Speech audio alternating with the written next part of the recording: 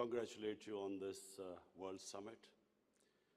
I'm so pleased that in the Muslim world also we've started summits like this where ideas are exchanged, intellectual activities promoted. So I want to congratulate you, first of all. And then, before I start my vision of governance in Pakistan, I just want to inform the audience here what was an international sportsman, a cricketer, how did he end up in politics? And then how did he become a prime minister? So I think it'll be interesting for you because then you will understand what I intend to do with Pakistan. You see, I grew up in Pakistan. I'm the first generation of Pakistanis. When Pakistan in the 60s was considered the fastest growing country in Asia, it was actually a model of development for the developing world. I just met Sheikh Mohammed today, and he again reminded me that Emirates Airline was helped by Pakistan Airlines in the 70s. So Pakistan was a country with optimism, hope. We grew rapidly. We had excellent governance system. Our bureaucracy was one of the best in Asia. And that's the Pakistan I grew up in. So then I played international cricket. When I started my international cricket, Pakistan was one of the weakest teams in world cricket. And we were emerging from colonialism. So we took great pride as our team became stronger and it competed. And by the time I left cricket, Pakistan was world champions.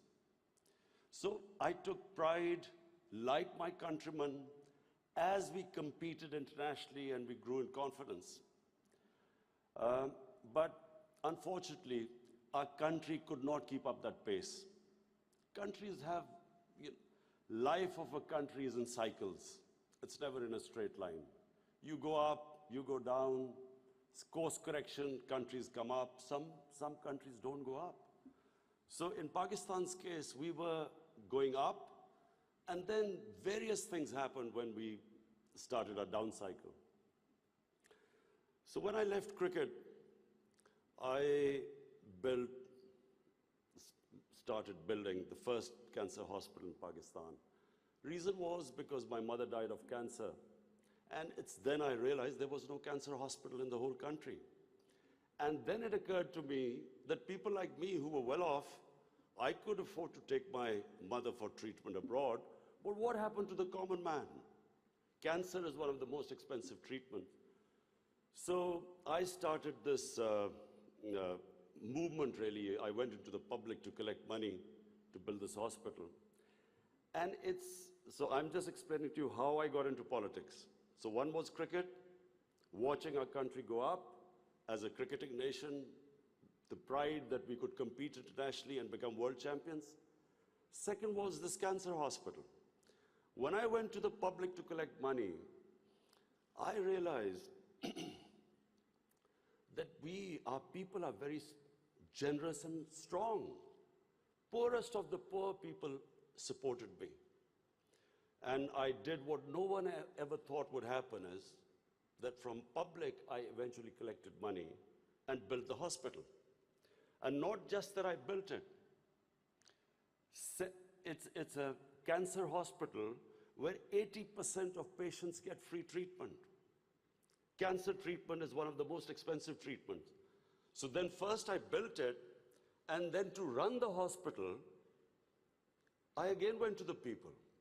And so it is the only private cancer hospital in the world which treats 80% people free, because it's the people who donate to the hospital. They built it, they run it. So I kept thinking, why is it that people are so generous to build a hospital and run it, but why don't they pay taxes? We were a country, and then I discovered we're a country which is amongst the top 5 countries in giving charitable donations. But at the same time, we are right at the bottom in giving taxes. And the reason was that people did not trust the government. They thought that their taxes were wasted by the government. It was spent on the lavish lifestyle of the ruling elite. So why would people pay taxes? And of course, then the levels of corruption, because corruption is basically stealing taxpayers' money. But there was a third reason why I ended up in politics. And that was, I watched, first of all, I used to play professional cricket in England, so half my year was in England and then half in Pakistan. And I saw how a developed country, how the institutions worked, why they went ahead, how the governments were accountable, how there was meritocracy, and above all, how there was human development, the money spent on human beings. So I could compare what was going on in Western countries, and then I could see what was happening in our own country. But then I also saw other countries develop, and one of them was UAE. I used to play cricket in UAE from 1980 onwards, and I saw UAE kept developing. And then afterwards, we saw China develop. So the common thing in all countries that have gone ahead is governance. And governance has two aspects. One is a government has to be accountable. The more accountable a government, the more clean a government, the more successful it is. And secondly, again I repeat, is meritocracy. The better the system of getting the best talent to the top, the better the country. Let me just give you a sporting example. Australia is the most successful cricketing country in cricket history of over 200 years, because Australia has the best system of bringing its talent up. Pakistan, in my opinion, and I'm not prejudiced, I understand cricket better than probably everyone in this hall. Pakistan has the greatest talent. Of all the countries I've played, I've never seen as much talent as in Pakistan. But we do not have a system of bringing that talent up. So what's the point of having great talent if you do not have a system of meritocracy which brings the talent up? And that's in every field. In the 60s, the reason Pakistan went up, because our civil service exam was the toughest. It was the most, all the young people wanted to go into Pakistan civil service. It was the toughest exam. We had the best talent that came up.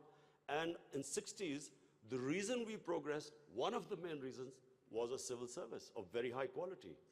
And gradually, as our system of merit went down, so did the country. So I wanted Pakistan to go up. And as I said, I saw UAE going up. The way each year you came, it changed. It got better and better. And similarly, and of course the greatest example is China. For me, the thing about China, which is just remarkable, no nation in the history of mankind has done what China has achieved. In 30 years, they have brought 700 million people out of poverty. It is just a phenomenon which has never happened in human history. And of course, my motivation, again, of the Pakistan I wanted to see was based, and I'm a student of history, Islamic history especially, was on the Prophet, or Prophet, peace be upon him, the state of Medina, which he created. Now, why do I say the state of Medina? Because the state of Medina laid the foundation of one of the greatest civilizations in the history of mankind. The principles that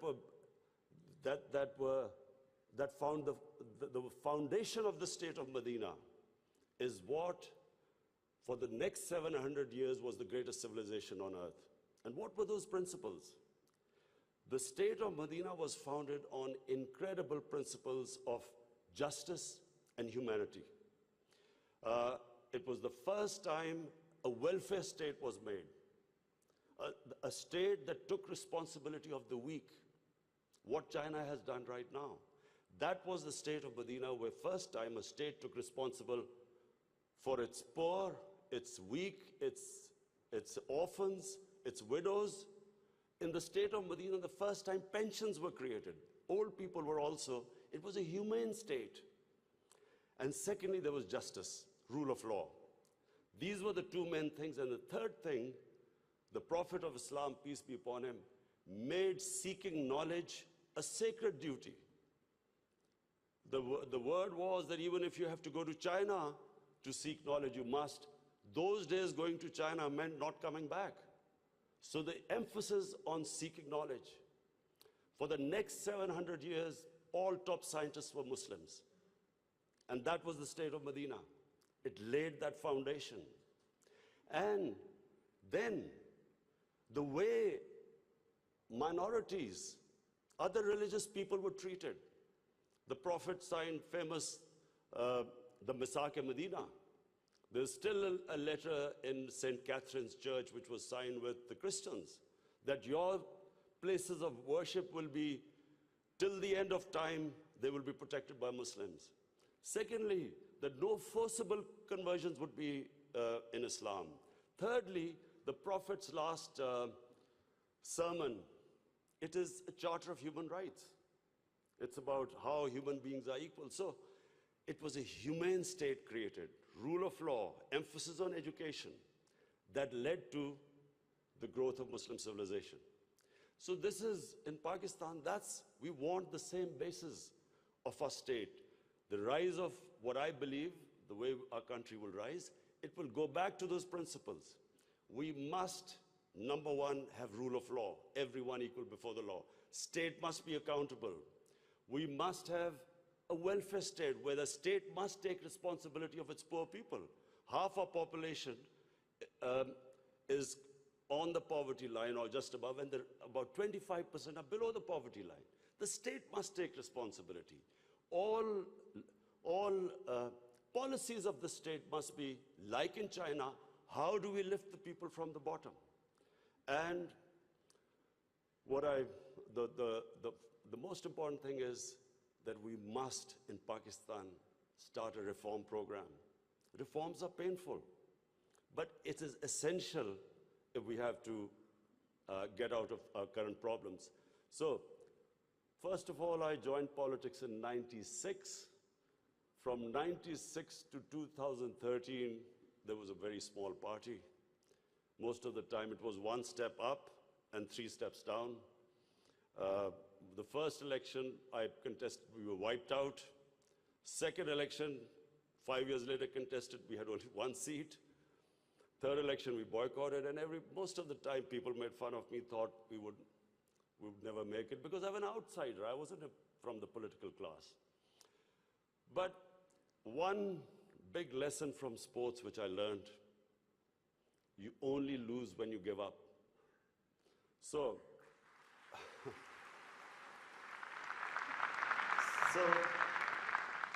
kept learning from my mistakes, kept getting up, falling, getting stronger. Eventually, we formed government in one of the 4 provinces in 2013, and it was the KP province, which was devastated by war on terror. It was on the border of Afghanistan, the tribal areas.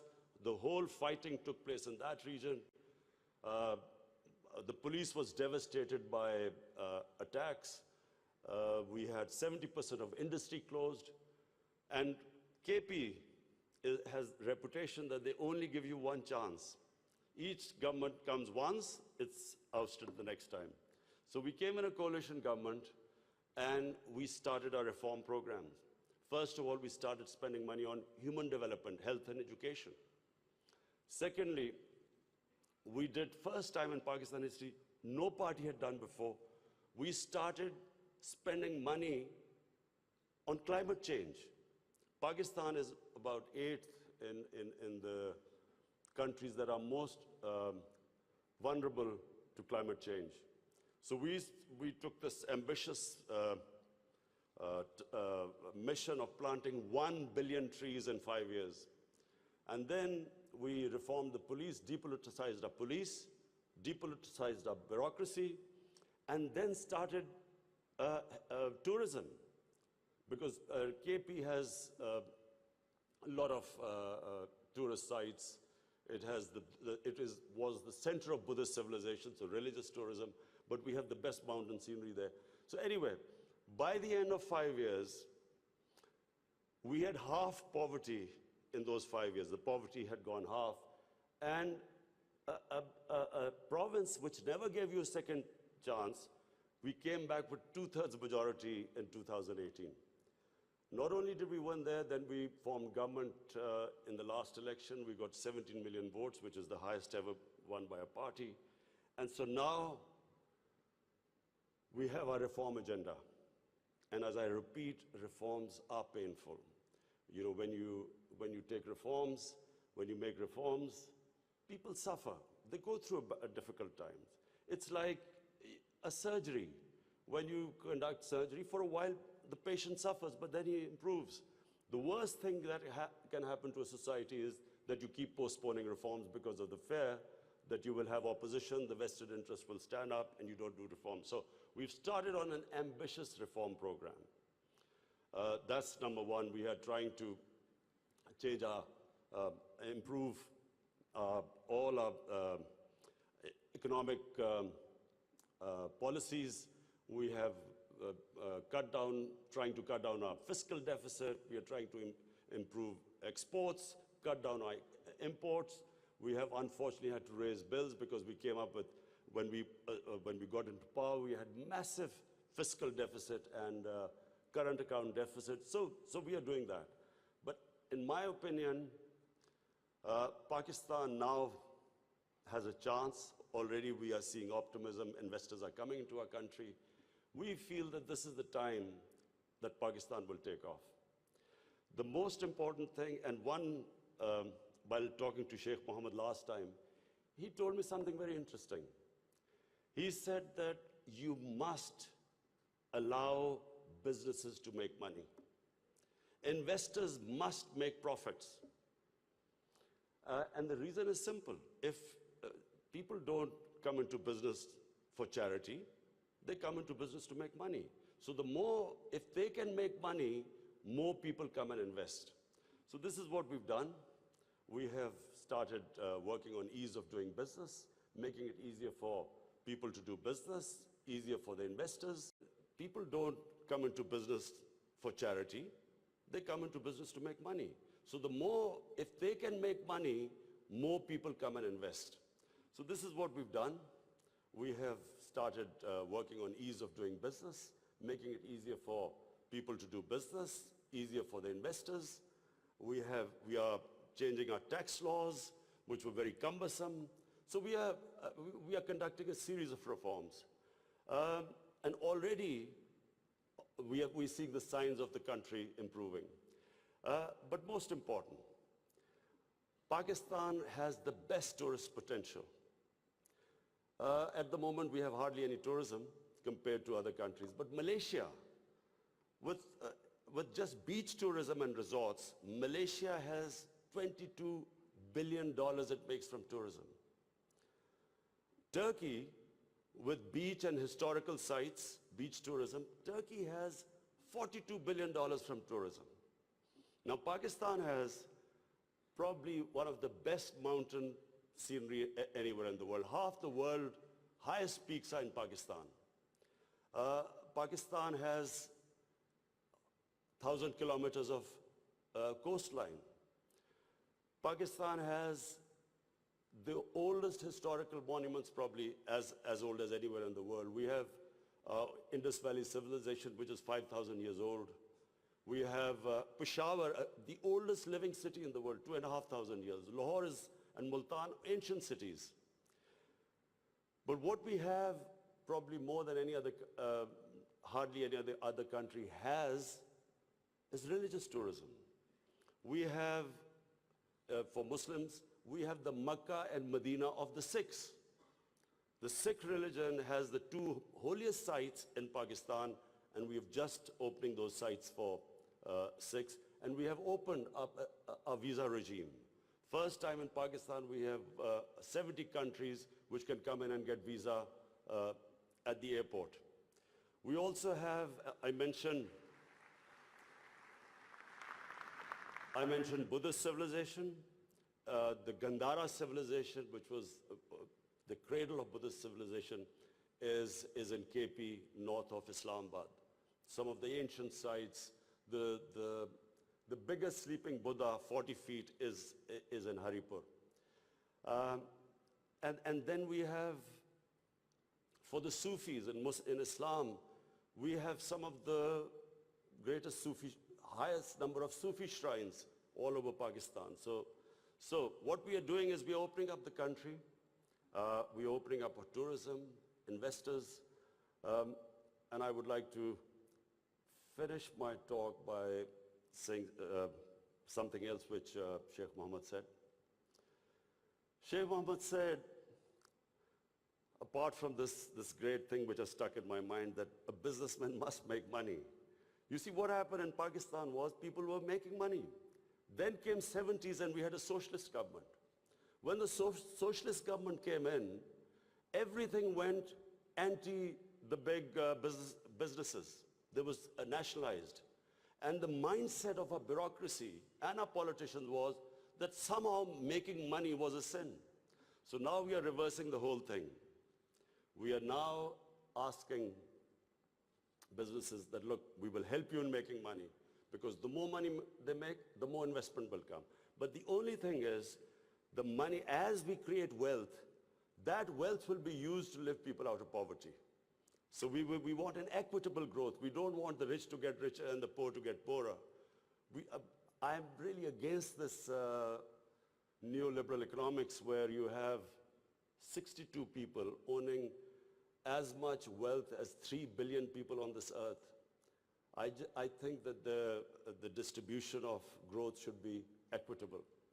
But the last thing I want to say about what Sheikh Mohammed, I still remember. It's very important that to take risks in life. Sheikh Mohammed said that when 9/11 took place, he immediately called up Sheikh Ahmed in Emirates Airline and said, buy aircrafts and engines of aircraft, because everything went down. Prices of planes went down. People were not flying as much. This is the key, in my opinion. This is the difference between very successful people and people who don't take risks. I have played 20 years of international cricket. I saw a lot of players with a lot of talent, but they never made it big because they were scared of losing. They would not take risks. Players with less talent, but that ability to take risks, chances, they also had bad times.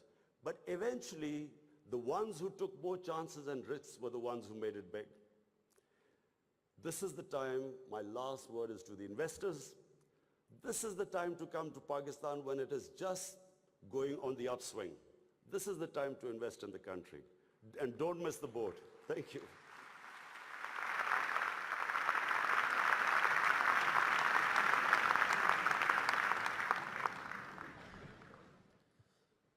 Thank you, Your Excellency, for the speech.